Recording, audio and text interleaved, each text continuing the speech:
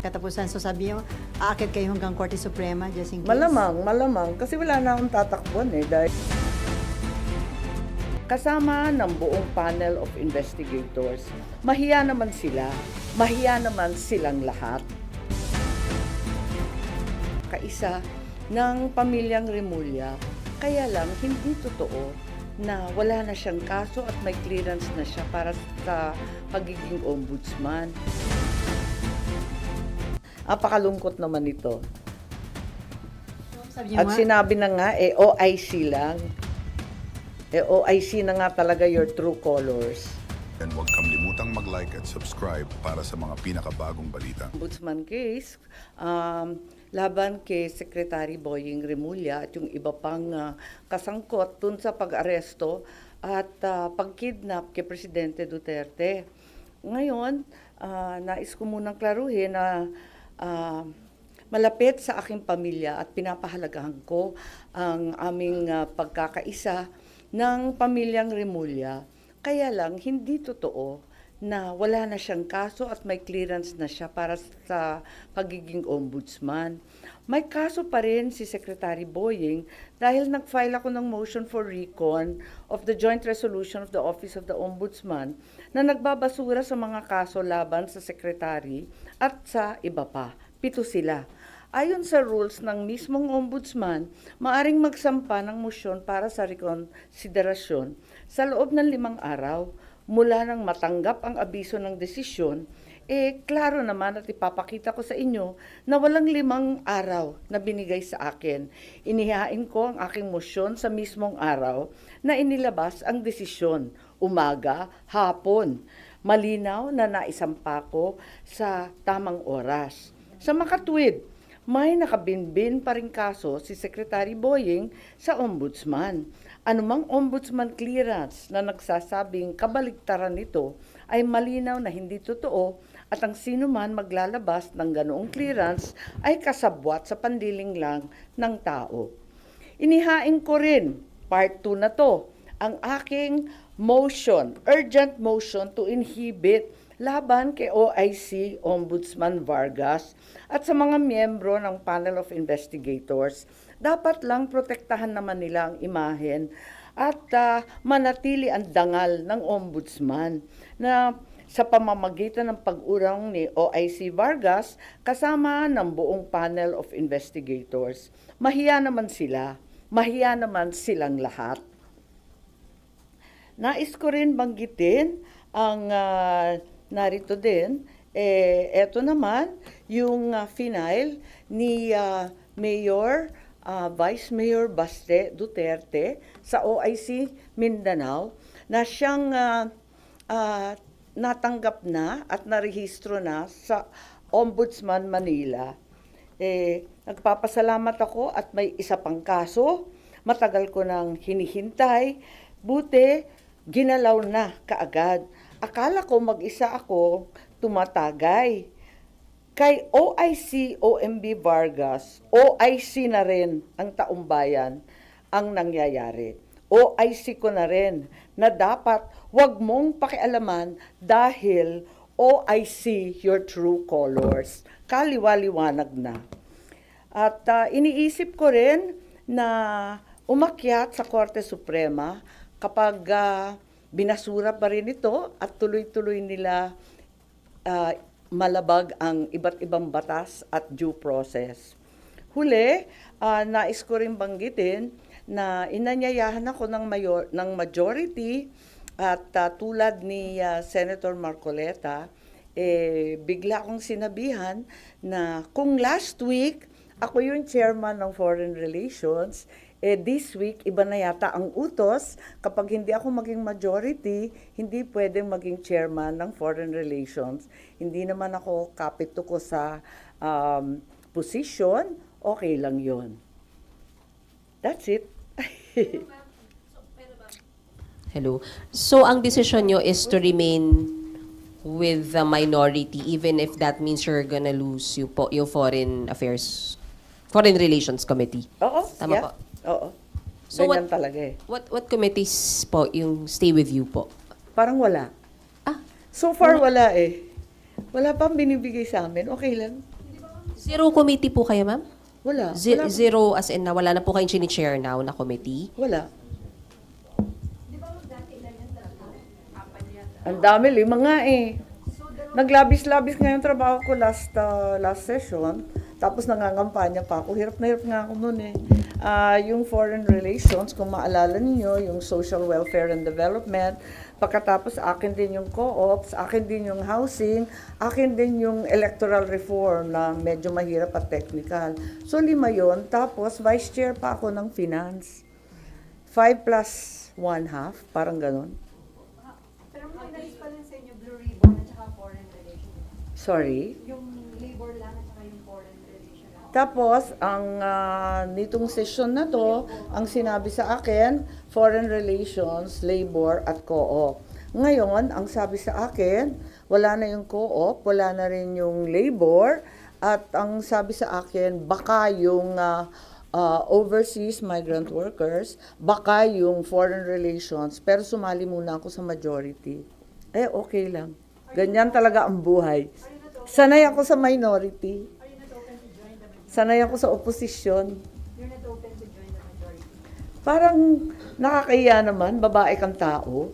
Pag sinabi ng jowa mo, ayaw ko na sa'yo, magpupumilit ka pa.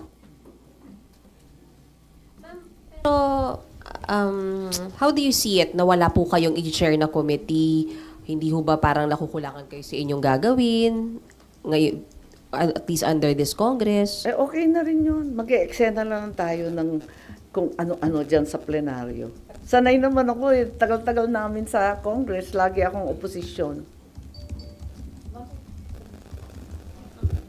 So anyway, sana mabigyan din ng konti itong issue sa ombudsman. Ito talaga ang huling hantungan ng hustisya para sa mga naglabag sa batas na ating mga government officials. Wala nang tatakbo ang iba kundi yung ombudsman. Pag talagang binastos na at talagang ginawa ng politika ang ombudsman, wala na talaga tayong uuwian. Apakalungkot naman ito. Sabi niyo At nga, sinabi na nga, OIC lang. OIC na nga talaga your true colors.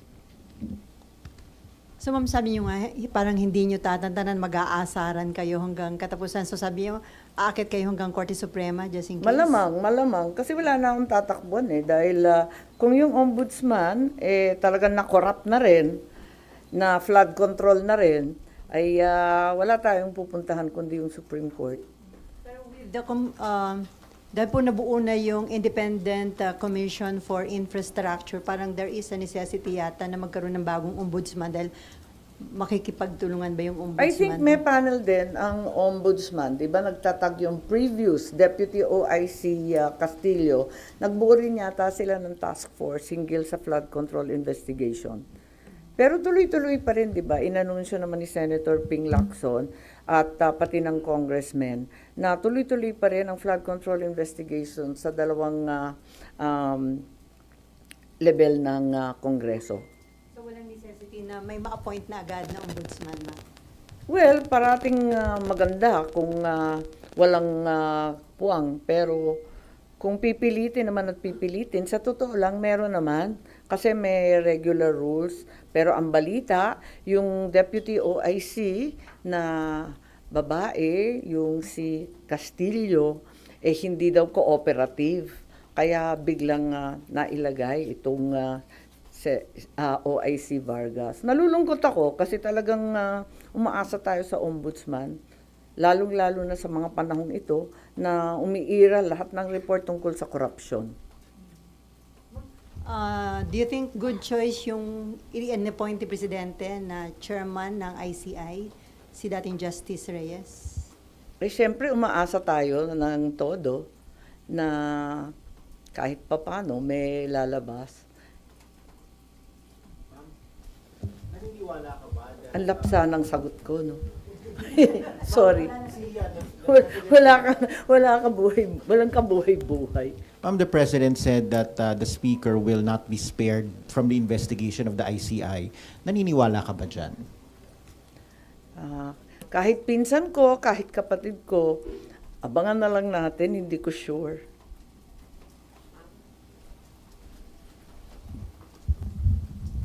Ma'am, sorry, related lang po. Ma'am, you reposted a post from the election period. Yung pong sinabi nyo, hindi ito gobyernong Marcos, kundi gobyernong Romualdez at Araneta. May we know why you reposted the video yesterday? Wala, pinapaalala ko lamang na matagal ko nang sinasabi to.